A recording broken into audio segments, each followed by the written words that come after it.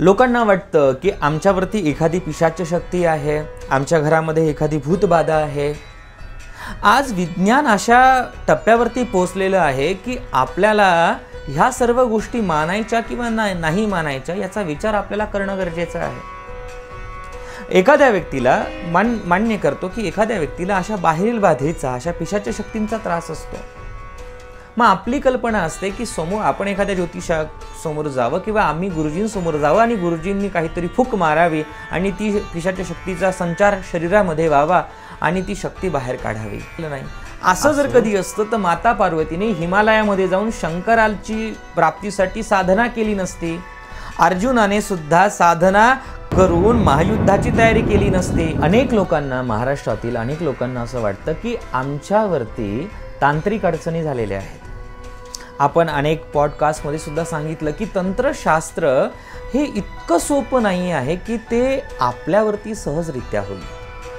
गुरुजींनी समोर बसावं, आमच्या अंगातले भूतप्रेत काढावे आणि आम्ही अगदी एका दिवसामध्ये चांगलं व्हावं, असे कोणतेही मार्ग माझ्याकडे। अनेक लोक वर्षानुवर्ष मूळ ठिकाणी म्हणजे 3.5 शक्तिपीठ असतील, भारतामध्ये असलेल्या 51 शक्तिपीठापैकी त्यांचे काही कुलदेवता असू शकतात, काहींचे महाराष्ट्राच्या बाहेर कुलदेवता असू शकतात, काही सिद्धपीठ असू शकतात। त्यांचं मूळ ठिकाण त्यांना माहिती नाहीये, त्यामुळे देखील त्यांना तो त्रास सहन करावा लागतो।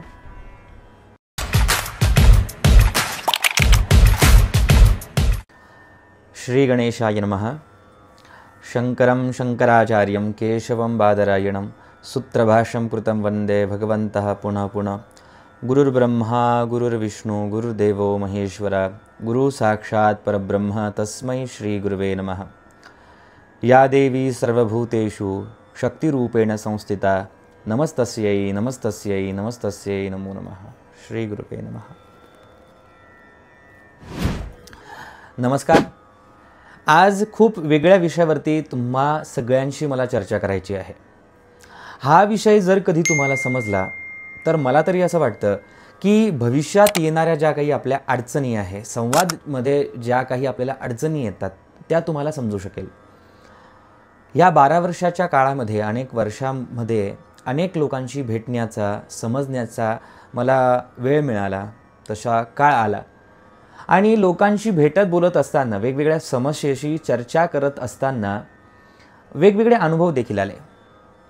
आज आपल्याला हे समजून घ्यायचं आहे की समस्या का येतात आणि जेव्हा तुम्ही, म्हणजे फक्त मीच नाही, कोणत्याही ज्योतिषाकडे जातात त्यावेळी तुम्हाला कोणत्या समस्येला सामोरं जावं लागतं, सोबत एका ज्योतिषाला कोणकोणत्या मर्यादा येतात। आज जर कधी हा विषय तुम्ही समजला आणि तो तुम्ही मान्य केला तरच भविष्यात तुम्हाला कन्सल्टन्सी घेताना अडचण येणार नाहीये, यासाठी हा व्हिडिओ आहे। तर सगळ्यात अगोदर मुख्य प्रश्न हा आपला असा असतो की तुमच्या जीवनामध्ये जी काही समस्या येते, उदाहरणार्थ तुमच्या जीवनामध्ये शारीरिक समस्या आहे, तुमच्या जीवनामध्ये आर्थिक अडचणी आहे, तुमच्या जीवनामध्ये तुम्हाला जॉब लागत नाही आहे, ह्या ओव्हरऑल ह्या सगळ्या ज्या काही समस्या आहेत ह्या आपल्या जीवनामध्ये काय येतात, याला कारणं काय आहेत? तर पहिलं आणि मुख्य कारण असतं की आपली ग्रहदशा। मग ही कुंडली किंवा आपलं जातकम, ग्रह नक्षत्र काय तुम्हाला सांगतात? आपल्या श्रुती, स्मृती आदी सगळ्या ग्रंथामध्ये सांगितलेलं आहे की कर्माचे मुख्य 3 प्रकार आहे: प्रारब्ध, संचित आणि क्रियामान। जे काही तुम्हाला भोगायचं बाकी आहे त्याला आपण प्रारब्ध म्हणतो आणि जे काही आपलं पूर्वचं जे काही बाकी आहे ते आपलं संचित आहे। ते चांगलंही आहे, ते वाईटही आहे। आणि आता जे आपण भोगतोय ते क्रियामान आहे। म्हणजे प्रारब्ध, संचित आणि क्रियामान ह्या तिन्ही वरती आपल्या समस्याचं मुख्य मूळ असतं। जेव्हा तुम्ही ज्योतिषाकडे येता, उदाहरणार्थ तुम्ही आमच्यापर्यंत येता, तेव्हा आम्हाला व्यवस्थित त्या ज्योतिषशास्त्रानुसार कुंडलीचं अध्ययन करणं गरजेचं असतं। आतापर्यंत कोणताही ज्योतिषी असा नाही झाला आहे की तुम्ही त्याच्यापर्यंत 100 लोक गेलेत आणि 100 लोकांपैकी 100 लोकांना अनुभव आला किंवा त्यांच्या समस्या दूर झाल्या। प्रत्येकजण आपल्या जीवनातली, म्हणजे हा एक प्रकारचा व्यवसाय सुद्धा तुम्ही म्हणू शकता, प्रत्येक ज्योतिषी आपल्या अपयशाचं जे काही गोष्टी आहे ते कधी लोकांसमोर येऊ देत नाही। पण आज मी तुम्हाला एक स्पष्ट प्रत्येकाकडे करणार आहे की जितकं जे 100 लोकांना जर कधी अनुभव येत असतील त्यापैकी 20 लोकांना अनुभव हा उशिरा येणार आहे, किंबहुना त्यातील काही लोकांना अनुभव येणार सुद्धा नाही आहे. हा प्रत्येक ज्योतिषाकडे येणाऱ्या जे काही त्यांचे जे यजमान आहेत त्यांच्याकडे समोर जे येणारे प्रश्नकर्ते आहेत प्रत्येकालाच समाधान करू शकेल तो ज्योतिषी असं नसतं. याचं मुख्य कारण काय आहे? ज्योतिषशास्त्र हा आपल्या संपूर्ण प्रारब्धाचा लेखाजोखा आहे. यामध्ये जेव्हा तुम्ही एखाद्या ज्योतिषाकडे जाणार तर त्यावेळी त्या ज्योतिषाला तुमची पत्रिका अभ्यास करताना ग्रह, नक्षत्र, ग्रह कोणत्या राशीत बसलेला आहे, तो किती अंशावरती आहे, नवमांशमध्ये त्याचं बल काय आहे, दशांशमध्ये कसं त्याचं बल आहे, नवमांश कुंडलीमध्ये त्याचं कसं बल आहे, ग्रहांच्या दृष्टी, ग्रहांच्या युती, वरतून संपूर्ण अष्टक वर्गामध्ये त्याचं बल किती आहे ग्रहांचं, दशा, महादशा, अंतर्दशा, प्रत्यंतरदशा, काही वेळा योगिनी दशासुद्धा बघाव्या लागतात. आणि हा संपूर्ण काळ काढल्यानंतर येणाऱ्या अडचणी त्याला काय येत आहे याचा फक्त एक अंदाज येतो. ज्योतिषशास्त्र हे एक शास्त्र आहे आणि कोणतंही शास्त्र हे परिपूर्ण नाही, त्याला दुसऱ्या शास्त्राची मदत घ्यावी लागते. उदाहरणार्थ एखादी साधा सरळ MBBS डॉक्टर जरी असला, MD डॉक्टर जरी असला तरी त्याला निदान करण्यासाठी पॅथॉलॉजी या शास्त्राची मदत घेणं आहे. रक्त आदी त्याची जे काही रिपोर्ट्स आहेत ते करावे लागतील. वरतून भविष्यात वाटलं तर त्याला परत सोनोग्राफी, MRI आदी त्या शास्त्राचं त्याला मदत घेणं गरजेची आहे. म्हणजे एक जरी शास्त्र असलं तरी त्याला अनेक ज्या काही अंगभूत पूरक शास्त्र आहे त्याची त्यांना मदत घ्यावी लागते. तसं जेव्हा तुम्ही ज्योतिषाकडे येता त्यावेळी ज्योतिषाला सर्वांगाने विचार करायचा असतो. यासाठी त्याला ज्योतिषशास्त्र, वास्तुशास्त्र, अंकशास्त्र, हस्तरेषाशास्त्र आणि तुमची ऊर्जा काय आहे याचा अभ्यास आम्हाला करावा लागतो. म्हणून ते अगदी एकदम तत्काल तुम्ही आलात आणि तुमच्यासमोर ते अगदी धाडधाड कोणी बोलावं किंवा पर्ची काढावी हे काम आम्ही करत नाही. ज्यावेळी तुम्ही आपल्यापर्यंत पोहोचता तेव्हा अध्ययन करायला ज्योतिषशास्त्र खूप जास्त मोठं शास्त्र आहे. आणि आज जरी मला त्यामध्ये 12 वर्ष 10 वर्ष जरी होत असले तरी देखील अजूनही मला असं वाटतं की मी यामध्ये अपूर्ण आहे. कारण की शास्त्र हा सागर आहे, त्यातून तुम्ही अचूकता तुमच्यामध्ये यायला बरेच वर्षाचं अनुसंधान लागतं. अनेक लोकांची जेव्हा पत्रिका बघतो त्यांच्याशी आपल्याला अध्ययन करत असताना समजून घ्यायचं असतं. उदाहरणार्थ आपण सर्व लोकांना ज्ञात असतं की राहूची महादशा, आपल्याला असं वाटतं की राहूची महादशा ही वाईट जाणार आहे आणि राहूची महादशा संपते आणि गुरुची महादशा लागते. पण काही लोक जीवनामध्ये असेही आले आहेत की त्या लोकांना राहूची महादशा चांगली गेली, गुरुची महादशा चांगली आली. मग याला काय म्हणणार? तर समोरचा जो काही यजमान आहे त्याच्या अनुभवावरती फलादेश हा द्यायचा असतो, करायचा असतो. आज आपण इंस्टा, फेसबुकवरती बघतो की तुमच्या ह्या 7व्या स्थानामध्ये हा ग्रह असला की त्याचं हे फल, 8व्या स्थानात हे असलं तर हे फल. परंतु हा विषय इतका सोपा नाही आहे.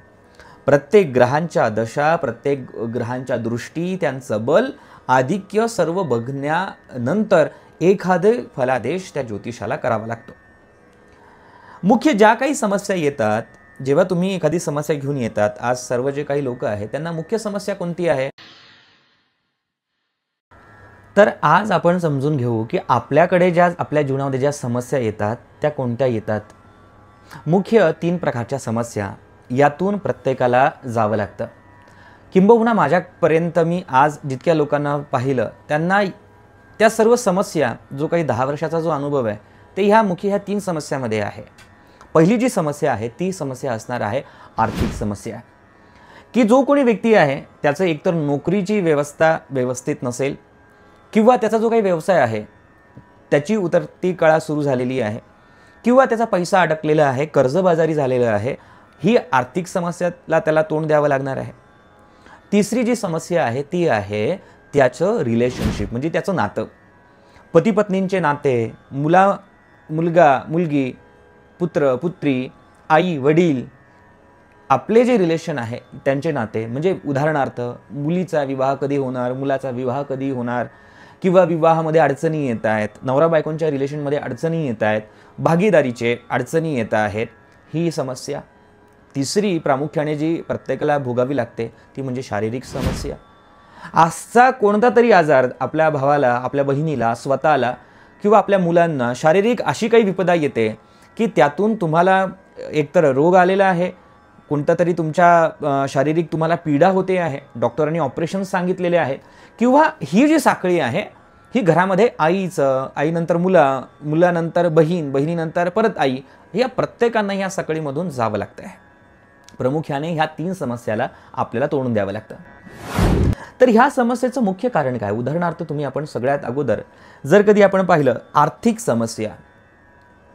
समस्या म्हणजे कर्जबाजारीपणा, किंवा तुमचा पैसा कुठेतरी फसला आहे, शेअर मार्केट्समध्ये, ट्रेडिंगमध्ये पैसा फसलेला आहे, तुमचा व्यवसाय ठप्प झालेला आहे आणि तुम्ही कर्जबाजारी झालात.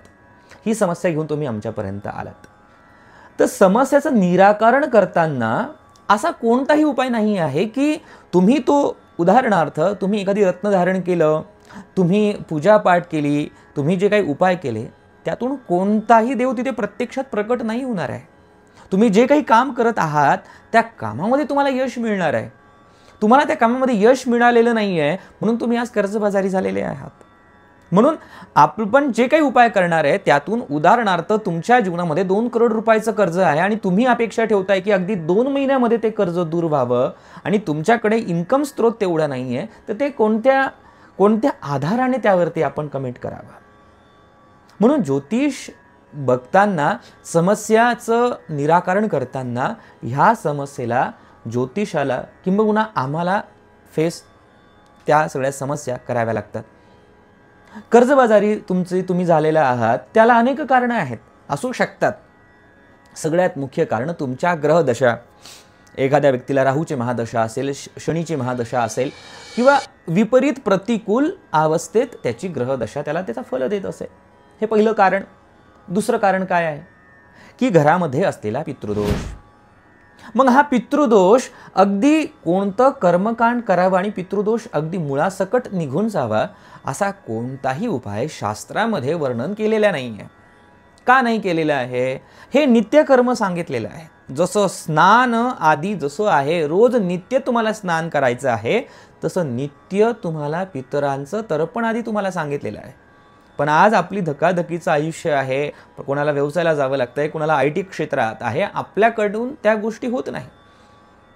आणि आपले जे पित्र आहेत त्यांना मुक्त करण्यासाठी जे काही गुरुजी असतील, उदाहरणार्थ आपण अगदी जवळचं उदाहरण घेऊ, गुरुजी सांगतात की तुम्हाला नारायण नागबली आदी विधी करावा लागेल, आणि ते गुरुजी अंतःकरणाने, चांगल्या मनाने ते विधी पूर्ण पण करतात. परंतु आपले पित्रांचे प्रॉब्लेम, आपले दोषांची तीव्रता ही इतकी जास्त आहे की त्यामध्ये करणाऱ्या गुरुजींचं पुण्यबल किती त्या ठिकाणी काम करणार. जे आपले पित्र आहेत ते जर कधी पाप योनीमध्ये असतील, पाप कर्म जर कधी भोगत असतील, तर त्यांना मोक्षाला पाठवण्यासाठी, मोक्ष पदाला त्यांना पाठवण्यासाठी आपली तेवढी पुण्याही आपल्या पाठीशी आहे का? तर त्याचं उत्तर की नाही. म्हणून असं कोणतंच व्रत नाहीये, अशी कोणतीच विधी नाहीये की अगदी क्षणामध्ये तुमचे पितृ लोक अगदी विमानामध्ये बसून स्वर्गात गेले, अशी कोणतीही विधी अस्तित्वात नाही. अनेक विधान सांगितलेले आहे. मी म्हणत नाही जसं की मोक्ष नारायण बली, विष्णू बली, नारायण बली, नागबली, प्रेतमुक्ती शांती. भारताच्या अनेक प्रदेशामध्ये, वेगवेगळ्या तीर्थक्षेत्रामध्ये काही कर्मकांड सांगितलेले आहे, शांती कर्म सांगितलेले आहे, ते आपल्याला बघावे लागतात. आणि मग नंतर तुम्हाला पुढचं काम, त्याच्यातून तुम्हाला चांगलं जे काही फळ आहे ते भेटत असतं.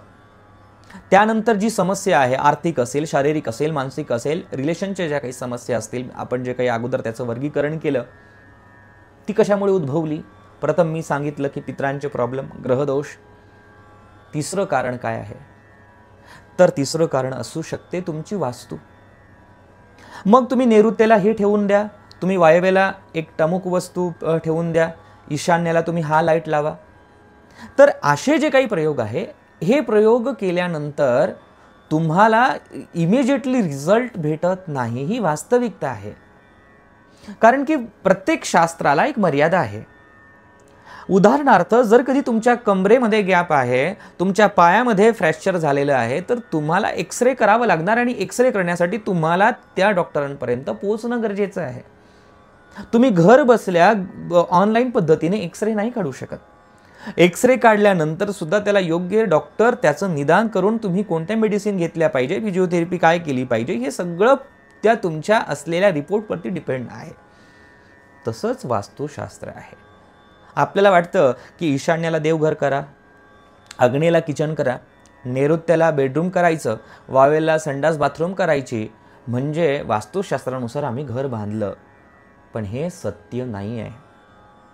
अगदी मापाचं वास्तुशास्त्र सांगितलेलं आहे. आयादी सूत्रामध्ये तुमचं नक्षत्रावरून तुमचं बेडचं माप किती असावं, तुमच्या द्वाराचं माप किती असावं, तुम्ही ज्या ठिकाणी बसताय खुर्चीवरती त्याचं माप किती असावं, घराची जी खोली आहे, लांबी आहे, रुंदी आहे, ती किती असावी याचं प्रमाण दिलेलं आहे. एका दिशेचे कमीत कमी 9 प्रभाग करून त्या ठिकाणी वेगवेगळ्या देवतेचं स्थान दिलेलं आहे. 61 देवता त्या वास्तूमध्ये निवास करतात. त्या देवतेचं अध्ययन करणं गरजेचं आहे. वरतून जे काही मर्मदोष आहेत आदींचा अभ्यास करून, अध्ययन करून आपल्याला एखादी गोष्ट सांगावी लागते. आज आपण फ्लॅट सिस्टीममध्ये येऊन पडलेलो आहोत. आज प्रत्येक ठिकाणीच तुम्हाला 1000 स्क्वेअर फूट जागा भेटून तुम्ही घर बांधू शकत नाही. आणि फ्लॅट सिस्टीममध्ये अनेक वेळा आयताकृती सुद्धा घरं राहत नाही. त्यामुळे अनेक दिशा ह्या कट होत असतात. ट्रू नॉर्थ शोधून आपल्याला त्याचं डायमेन्शन सुद्धा माहिती नसतं. आपण फक्त म्हणतो की ह्या दिशेला सूर्य उगवतो म्हणजे ही पूर्व दिशा, परंतु जेव्हा एक्झॅक्ट त्या पॉईंटवरती आपण जातो तेव्हा समजतं की उत्तर म्हणजे ट्रू नॉर्थ ही व्यवस्थितच नाही आहे. त्यामुळे ट्रू नॉर्थ काढणं, त्या पूर्ण जागेची एनर्जी चेक करणं, फक्त वरचा ढाचा बघून काही होणार नाही आहे. आतमध्ये तिथे ऊर्जा काय आहे, ती जमीन शापित वास्तू असू शकते, त्या ठिकाणी अनेक प्रकारच्या ऊर्जा असू शकतात, त्या आपण त्या कधी बघितल्याच नाही. त्या जागेचा पूर्व इतिहास काय, त्या ठिकाणी काय पापकर्म झालेत हे आपण नाही बघू शकत. त्या ठिकाणी असलेली सेंद्रिय दैवत, एखादी विक्षिप्त शक्ती, याचं सुद्धा आपण अवलोकन करू शकत नाही. म्हणून वरवरचा जो ढाचा आहे त्याला जर कधी तुम्ही वास्तुशास्त्र म्हणत असाल तर त्याला वास्तुशास्त्र म्हणत नाही. म्हणून जो कोणी योग्य तज्ज्ञ असेल त्याला ह्या सगळ्या गोष्टीचा अध्ययन करणं गरजेचं आहे. अध्ययन केल्यानंतर त्यावरती उपचार पद्धती आहे, संस्कार सांगितलेले आहे. धान्य संस्कार आहे, धातू संस्कार आहे, रत्न संस्कार आहे, आदी संस्कार करून काही यज्ञयाग ज्या काही विधी सांगितलेल्या आहेत त्या करणं गरजेचे आहे. आणि ह्या सगळ्या विधी केल्यानंतर असं कुठेही प्रमाण नाही आहे की काही मिनिटामध्ये, काही दिवसामध्ये तुम्हाला त्याचा फरक भेटेल. ज्योतिषशास्त्राच्या, वास्तुशास्त्राच्या, तंत्रशास्त्राच्या ग्रंथामध्ये असं कुठेही उल्लेख नाही आहे. जर कधी कोणी तज्ज्ञांकडे तो संदर्भ मिळत असेल तर नक्की मला द्यावा. माझ्या ज्ञानामध्ये थोडी भर पडेल की हा उपाय केल्याने इतक्या महिन्यामध्ये तुम्हाला रिझल्ट येईल, असं कुठेही मेन्शन केलेलं नाही आहे. म्हणून वास्तूचे उपाय जेव्हा आम्ही सांगतो, बघतो, तर त्यामुळे ह्या सर्व गोष्टी अध्ययन करून आम्हाला व्यवस्थित बोलावं लागतं, त्यावरती उपाय सांगावे लागतात. नंतर 99% महाराष्ट्रामध्ये लोकांना वाटतं की आमच्यावरती काहीतरी तांत्रिक अडचणी झालेल्या आहेत. महाराष्ट्रातील अनेक लोकांना असं वाटतं की आमच्यावरती तांत्रिक अडचणी झालेल्या आहेत. आपण अनेक पॉडकास्टमध्ये सुद्धा सांगितलं की तंत्रशास्त्र हे इतकं सोपं नाही आहे की ते आपल्यावरती सहजरित्या होईल. म्हणून जेव्हा कुणाला असे प्रश्न पडतात त्यावेळी आम्हाला सर्वात अगोदर त्याची ऊर्जा बघणं गरजेचं असतं. पत्रिकेमध्ये तसे योग बनता आहेत का? पत्रिकेमध्ये योग दिसताय राजयोगाचे आणि तो माणूस फटीचर झालेला आहे, तो माणूस फकीर झालेला आहे, तर याचं कारण काय आहे? पितृदोषाची लक्षणं आहेत का? वरतून येणारी जी समस्या आहे तो आपला कुलधर्म, कुलाचार नीट न केल्यामुळे सुद्धा आहे. महाराष्ट्रामध्ये 70-75% लोकांना आपली कुलदेवताच माहिती नाही आहे. तिचा कुलधर्म, कुलाचार काही माहिती नाही. कोणत्या तिथीला देवीला काय द्यायचं असतं हे देखील माहिती नाही आहे. अनेक लोक वर्षानुवर्ष मूळ ठिकाणी म्हणजे 3.5 शक्तिपीठं असतील, भारतामध्ये असलेल्या 51 शक्तिपीठापैकी त्यांचे काही कुलदेवता असू शकतात, काहींचे महाराष्ट्राच्या बाहेर कुलदेवता असू शकतात, काही सिद्धपीठ असू शकतात. त्यांचं मूळ ठिकाण त्यांना माहिती नाही आहे, त्यामुळे देखील त्यांना तो त्रास सहन करावा लागतो. मग ज्या काही तांत्रिक अडचणी त्यांच्यावरती घडलेल्या आहेत ते किती वर्षाचं आहे त्याचं अध्ययन करणं गरजेचं असतं. सोबत गरजेचं असतं की त्यांच्यावरती झालेला तांत्रिक जो काही प्रकार आहे तो कशामुळे आहे.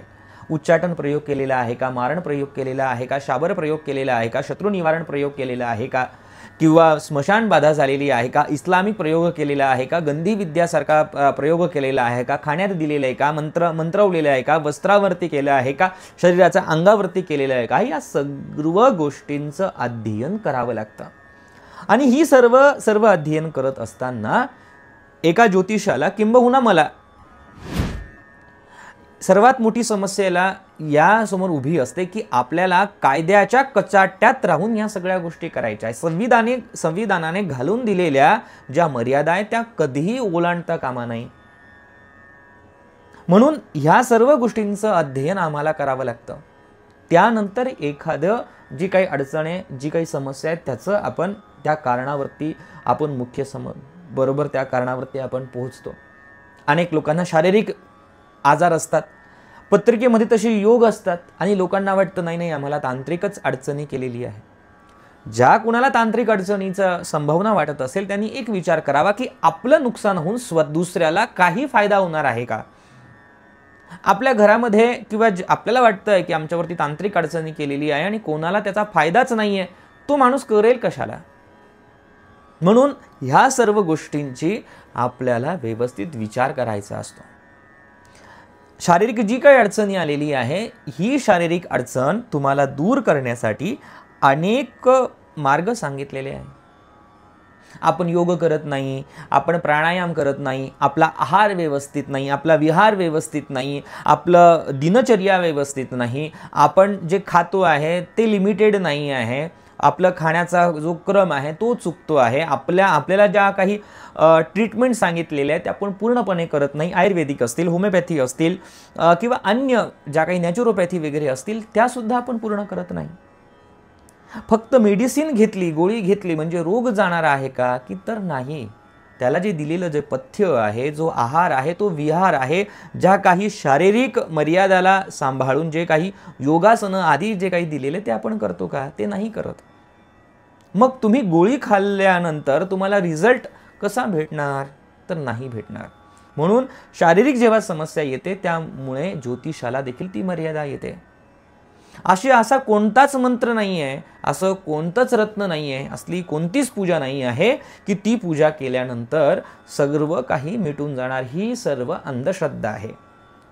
असा कोणता डॉक्टर आहे का, अशी कोणती वैद्यकीय अशी उपचार पद्धती आहे का की ती केल्यानंतर तुम्हाला कोणताही भविष्यात आजार होणार नाही, असं कोणी सांगतं का, नाही सांगू शकत. अशी कोणतीच लस नाही आहे की ती लस घेतली की तुम्हाला जीवनात कधीच कोणता आजार होणार नाही, तुम्हाला कोणताच त्रास होणार नाही. अशी कोणतीही पद्धत वैद्यशास्त्रामध्ये, आपल्या आयुर्वेदामध्ये, आपल्या ज्या काही मेडिकल सायन्सने अजून तरी आपल्यामध्ये ते उपलब्ध नाही आहे. म्हणून तीच विचारसरणी तुम्ही एखाद्या ज्योतिषाला तुम्ही कसं अप्लाय करू शकाल की आम्ही एक हवन करू आणि एका हवनमध्ये आम्ही एक रत्न धारण करू, त्या रत्न धारण केल्याने आम्ही एक रुद्राक्ष धारण करू, आम्ही जी पूजा करू त्यातून आमचं सर्व काही क्लिअर झालं पाहिजे, आमच्या सर्व अडचणी दूर झाल्या पाहिजे, हे त्यातून कसं होणार. म्हणून अपेक्षा ह्या ज्योतिषांवरती सुद्धा जास्त असतात. म्हणून आपण याचा विचार व्यवस्थित पद्धतीने केला पाहिजे. बऱ्याचशा लोकांना जी काही समस्या येते त्यामागचं अजून दुसरं कारण असतं एखादी वाईट शक्तीचा त्रास. लोकांना वाटतं की आमच्यावरती एखादी पिशाच शक्ती आहे, आमच्या घरामध्ये एखादी भूतबाधा आहे. आज विज्ञान अशा टप्प्यावरती पोहोचलेलं आहे की आपल्याला ह्या सर्व गोष्टी मानायच्या किंवा नाही मानायच्या याचा विचार आपल्याला करणं गरजेचं आहे. एखाद्या व्यक्तीला मान्य करतो की एखाद्या व्यक्तीला अशा बाहेरील बाधेचा, अशा पिशाच शक्तींचा त्रास असतो. मग आपली कल्पना असते की आपण एखाद्या ज्योतिषासमोर जावं किंवा आम्ही गुरुजींसमोर जावं आणि गुरुजींनी काहीतरी फूक मारावी आणि ती पिशाच शक्तीचा संचार शरीरामध्ये व्हावा आणि ती शक्ती बाहेर काढावी. असं होत नाही. जे कोणी या गोष्टी करत असतील त्याचं समर्थन आम्ही करत नाही. जेव्हा तुम्ही मानसशास्त्राचा अभ्यास कराल त्यावेळी तुम्हाला कळतं की तुमच्यासोबत जे काही घटना घडत आहेत, जी काही तुमची शारीरिक अवस्था होते आहे, यामध्ये मानसिक सुद्धा त्रास आहे. मग त्या मानसिकदृष्ट्या तुम्हाला एका काउन्सिलरची गरज आहे, तुम्हाला काही उपाय करण्याची गरज आहे. ते न करता तुम्ही या अंधश्रद्धेमध्ये अडकून तुमचं भलं कसं होणार आहे. आणि तुम्हाला जी काही भूतबाधा झालेली आहे, जेव्हा आम्ही एखाद्या व्यक्तींना सांगतो की तुम्ही एखाद्या ठिकाणी जाऊन स्नान करा, तुम्ही दान करा, तुम्ही व्रत करा, आणि आपल्याला ते मान्य नाही. तुकाराम असतील, संत तुकाराम असतील, जगद्गुरू शंकराचार्य असतील, जगद्गुरू स्वामी रामानंदाचार्य असतील, राघवाचार्य असतील, माधवाचार्य असतील, शंकराचार्य असतील, मोठे मोठे शाक्त पंथातील अधिकारी असतील, ज्ञानेश्वर माऊली असतील, सर्वांनी एकच सांगितलेलं आहे की तुमचं प्रारब्ध्याला किंवा आपली जगद्गुरू भगवान श्रीकृष्ण पांडुरंग परमात्मा यांनी सुद्धा गीतेमध्ये तेच सांगितलं की तुमचं कर्मच तुम्हाला सर्व काही फळ देणार आहे. मग जे काही तुमच्या आयुष्यामध्ये जे काही घडतं आहे त्याला आपण स्वतः जिम्मेदार आहोत, ही गोष्ट आपण कधीच मनामध्ये लक्षात आणत नाही. तुम्ही दुसऱ्या एखाद्या व्यक्तीने काहीतरी भलं करावं आणि आपलं भलं व्हावं असं कोणत्याही शास्त्रामध्ये वर्णन केलेलं नाही. असं जर कधी असतं तर माता पार्वतीने हिमालयामध्ये जाऊन शंकराची प्राप्तीसाठी साधना केली नसती. अर्जुनाने सुद्धा साधना करून महायुद्धाची तयारी केली नसती. भगवान श्रीकृष्णाने सांगितलं असतं की तुम्ही लाल किताबचे तोडगे करा. भगवान श्रीकृष्णाने सांगितलं असतं तुम्ही 2-2 घड्याळी धारण करा, तुम्ही हे शांती करा. असं आतापर्यंत ऐकलं का तुम्ही? जेही पुराण असतील, श्रुती असतील, स्मृती असतील, त्यामध्ये काही व्रत सांगितलेत, काही दान सांगितलेत, काही साधना सांगितल्यात, आणि मगच तुम्हाला त्यातून कल्याण होणार आहे. आज आपण भारतामध्ये राहतो, भारतामधल्या चांगल्या पवित्र अशा महाराष्ट्र भूमीमध्ये राहतो. महाराष्ट्र भूमी ही संतांची भूमी आहे. महाराष्ट्र भूमी ही महाराज दत्त संप्रदायाची भूमी आहे. आपण श्रीपाद श्री वल्लभांना मानतो, आपण नृसिंह सरस्वतींना मानतो, आपण गुरुचरित्र वाचतो. गुरुचरित्रामध्ये किती चांगल्या पद्धतीने गुरु शिष्याचं नातं सांगितलं आहे, किती चांगल्या पद्धतीनं प्रारब्ध सर्व सांगितलेले आहे. आणि आपण काय करतो? दत्त महाराजांना किंवा ह्या सगळ्या गोष्टींना, नवनाथांना आपण फक्त भूतबाधा काढण्यासाठीच दत्त महाराज आहेत, नवनाथ आहेत, ही जी आपली संकल्पना, ही संकल्पनाच आपल्याला फसवत असते. म्हणून जेव्हा तुम्ही एखाद्या समस्येला किंवा ह्या तिघांपैकी ज्या समस्या घेऊन तुम्ही आमच्याकडे येतात त्यावेळी तुमची मानसिकता ही असली पाहिजे की आम्हाला स्वतःला जे काही मार्ग दाखवलेला आहे ती साधना आम्हाला करावी लागणार आहे. ज्योतिषशास्त्र असेल, वास्तुशास्त्र असेल, अध्यात्मशास्त्र असेल, भक्तिशास्त्र असेल, तंत्रशास्त्र असेल, हे तुम्हाला प्रयत्नांची पराकाष्ठा करणं शिकवतं. जसं गुगल मॅप तुम्हाला डायरेक्शन देतं तुम्ही कोणत्या वेने जावं, तसंच हे शास्त्र आहे. तुम्ही गाडी चालवलीच नाही आहे आणि तुम्ही म्हटलं की नाही या गाडीमध्येच भूतबाधा झालेली आहे, तर तुम्ही त्या तुमच्या डेस्टिनेशनपर्यंत पोहोचूच नाही शकणार. तुम्हाला ती गाडी काढावी लागेल, तुम्हाला ते चालवावं लागेल, नंतर तुम्ही तिथपर्यंत पोहोचाल. म्हणून ह्या सर्व काही साधना करत असताना तुम्हाला ह्या गोष्टीचा विचार करणं सुद्धा गरजेचं आहे. आणि ज्यावेळी तुम्ही कन्सल्ट करता, ज्यावेळी तुम्ही पत्रिका कन्सल्ट करता, त्यावेळी तुमच्या मनामध्ये हीच भावना असते की गुरुजींनी कोणतं तरी रत्न सांगावं, गुरुजींनी कोणतं तरी मोठं हवन सांगावं, गुरुजींनी समोर बसावं, आमच्या अंगातले भूतप्रेत काढावे आणि आम्ही अगदी एका दिवसामध्ये चांगलं व्हावं. असे कोणतेही मार्ग माझ्याकडे नाही. ज्यांच्याकडे असतील त्यांना ते सप्रेम भेट माझ्याकडून. आपल्याकडे असे कोणताही मार्ग नाही. जेव्हा तुम्ही कन्सल्ट करायला येणार त्यावेळी तुमची मानसिकता ही पाहिजे की आम्ही हे जे उपाय दिलेले आहे, उपाय आम्हाला स्वतः करावे लागतील, ही साधना आम्हाला स्वतःला करावे लागतील. जेव्हा तुम्ही एखादी हवन करता, अगदी सोपं एखाद्या माणसावरती 2 करोड रुपयाचं कर्ज आहे आणि तो 2 किलो तूप घेऊन येतो आणि तुपाचं त्या हवनामध्ये त्याचं 2 करोड रुपयाचं काम कसं होणार? जी काही त्याच्याची जी समस्याची जी तीव्रता आहे, जी त्याच्यातली असलेली नकारात्मकता आहे, ती सर्व दूर करण्यासाठी एकटे गुरुजी काय करणार? त्यासाठी तुमचंही काम तिथे करणं गरजेचं आहे. एखाद्या माणसाला कॅन्सर झालेला आहे, त्याच्या एका किमोथेरपीमध्ये त्याचं कसं चांगलं होणार? त्याला वारंवार त्या गोष्टी कराव्या लागतील. 5 वेळा, 6 वेळा, 10 वेळा त्याला थेरपी घ्यावी लागणार. आणि इतकं घेऊन सुद्धा भविष्यात परत तो त्रास वापस येईल हे सुद्धा त्यांना माहिती असतं की किंबहुना हे त्रास परत येऊ शकतो, वापस येणारच नाही, अशी शाश्वती नसते. मग तुम्ही जेव्हा गुरुजींकडे येता तेव्हा ही आपली मानसिकता आपण का ठेवता की अगदी एका हवनामध्ये, एका रत्नामध्ये आमचं आयुष्य हे चांगलं झालं पाहिजे. त्यामुळे गुरुजी आपल्याला फसवत नाही, आपली मानसिकताच आपल्याला फसवते. म्हणून येत असताना विज्ञानाच्या दायऱ्यामध्ये राहून विचारपूर्वक आपण हा निर्णय घ्यायचा की आम्हाला साधना करायच्या आहेत का नाही. आमचे पितृदोषासाठी ज्या काही विधी सांगितल्या त्या आम्हाला कंप्लीट करायच्या आहेत, आम्हाला अनुष्ठान दिलेले ते आम्हाला पूर्ण करायचे आहेत, आम्हाला जे काही स्नान आधी सांगितलेले, जप सांगितलेले, तप सांगितलेले आहेत ते आम्हाला कंप्लीट करायचे आहेत का. ह्या सर्व गोष्टीचं अनुसंधान करून आपल्याला पुढे निर्णय घ्यावा लागतो. समस्या दूर करण्यासाठी अनेक उपाय आपल्याला करावे लागतात. पहिला आहे रत्न, नंतर आहे औषध, नंतर आहे मंत्र. तुम्हाला जे रत्न दिलेले आहेत ते सुद्धा तुम्हाला असणं गरजेचं आहे. तुम्हाला मंत्र साधना सांगितली जात आहे, ती मंत्र साधना तुम्हाला करणं गरजेची. तुम्हाला एखादी रुद्राक्ष सांगितले जातात, ते तुम्हाला धारण करणं गरजेचं आहे. सोबत तुम्हाला योग साधना करणं गरजेचं आहे, तुम्हाला ध्यान करणं गरजेचं आहे. आज 99% समस्या का येत आहेत, आपल्या स्वतःच्याच ताब्यामध्ये आपलं स्वतःचं मन नाही आहे, आपली बुद्धीच आपल्या ताब्यामध्ये नाही आहे आणि आपण निर्णय चुकीचे घेतो आणि शेवटी खापर हे तंत्राच्या नावावरती फोडतो. शेवटी खापर आपण भूतप्रेताच्या नावावरती फोडतो. कोणीही असं म्हणत नाही की ही चुकी माझी आली, माझ्या बुद्धीचा दोष आहे आणि हा निर्णय मी चुकवला. माणूस ग्रहताऱ्यांच्या डोक्यावरती खापर फोडून मोकळा होत असतो. म्हणून ह्या सर्व काही अंधश्रद्धा आहे त्याचं समर्थन आम्ही करत नाही. जे उपाय सांगितलेले, योग साधना करावं लागतं, ध्यान साधना करावी लागते, जे उपाय सांगितलेले ते तुम्हाला करावे लागतात. आणि जेव्हा तुम्ही अति अपेक्षा ठेवून तुम्ही आमच्या समोर येतात त्यावेळी कुठे ना कुठे तुम्ही फसवले जातात. तुम्हाला असं वाटतं की गुरुजींनी काही द्यावं आणि आमचं भलं व्हावं, पण असं नाही होत. तुम्ही स्वतःलाच फसवलेलं आहे. आणि शेवटी मग गुरुजींवरती, दुसऱ्या ज्योतिषांवरती, यामध्ये मी म्हणत नाही 70-75% बऱ्याच लोकांची फसवणूक होते, हे पण मला मान्य आहे. पण तुम्हाला जो मार्ग दिलेला आहे तो तुम्ही व्यवस्थित केलात का. कर्मकांड जे काही लोक करतात त्यांच्या आयुष्यामध्ये समस्या नाही आहेत का. रत्न जे विकताय त्यांच्या आयुष्यामध्ये समस्या नाही आहेत का. जे रुद्राक्ष विकताय त्यांच्या आयुष्यामध्ये समस्या नाही आहेत का. जे मोठे मोठे डॉक्टर आहेत त्यांना कोणता आजार नाही आहे का. त्यांच्या घरामध्ये कोणाला आजार नाही आहे का. आहे जे यज्ञी यागादी अनुष्ठान करतात त्यांच्या जीवनामध्ये समस्या नाही आहेत का. आहेत.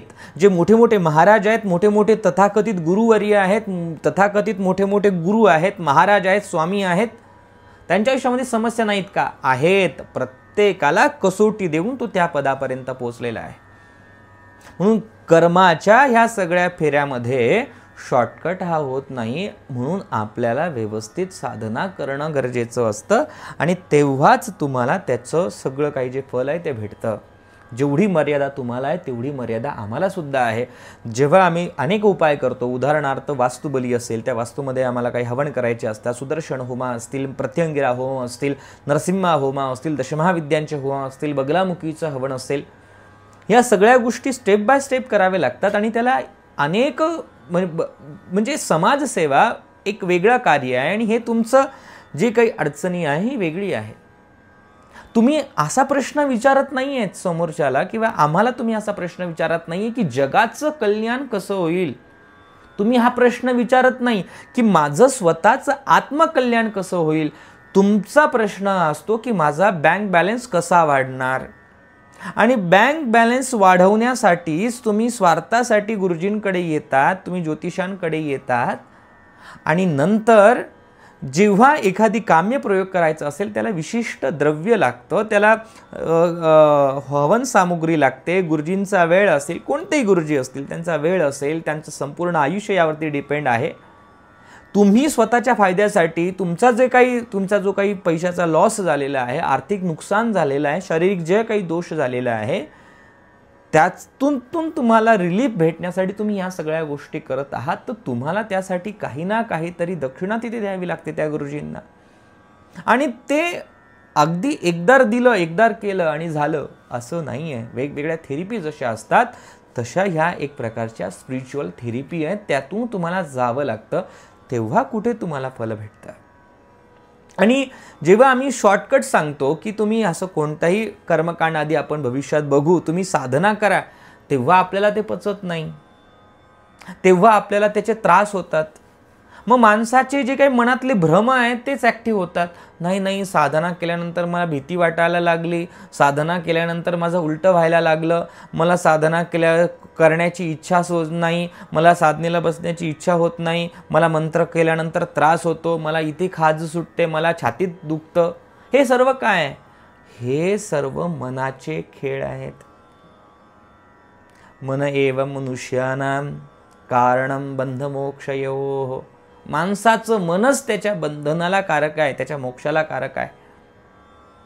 जो व्यक्ती अगदी आपल्या साधनेमध्ये तितक्याच कटाक्षाने तो साधना करत असेल, मंत्रावरती त्याचा विश्वास असेल, गुरुवरती त्याचा विश्वास असेल, तो विश्वास ती जगदंबा कधीही फेल करत नाही. हे आतापासूनच नाही, हे पूर्वीपासून आलेले अनुभवाच्या जोरावरती सांगतोय. म्हणून सर्वांना विनंती करतो की फक्त गुरुजीच नाही, आम्हीच नाही, कोणत्याही ज्योतिषाकडे जाताना त्या ज्योतिषाला सुद्धा मर्यादा आहेत, आपल्याला पण मर्यादा आहेत. ह्या मर्यादेचं पालन प्रत्येकाला करणं गरजेचं असतं. डायरेक्ट महाविद्या आम्ही यूज करत नाही. ठराविक काळ असतो, वेळ असते, त्या गोष्टी कराव्या लागतात. साधना करण्याची तुमची तयारी असेल, उदाहरणार्थ तुम्हाला एखादी यंत्र दिलं आहे, फक्त यंत्र देऊन कसं होणार? तुम्हाला आयफोन दिला, तो तुम्हाला चार्ज करावा लागेल, त्यामध्ये सिम कार्ड टाकावं लागेल, त्याला रिचार्ज करावं लागेल, त्यामध्ये डाटा आहे का नाही ते सगळं बघावं लागेल, त्यावेळी तो आयफोन तुम्हाला मदत करेल. जर कधी तुम्ही ते मेंटेनन्स नाही केलं तर त्याचा फायदा काय? ते आयफोन स्विच ऑफ झाल्यानंतर त्याचा काही शून्य उपयोग. त्याच प्रकारे एखादी यंत्र आहे, एखादी विग्रह आहे, एखादी साधनं आहे, ते तुम्हाला मेंटेन करावं लागतं.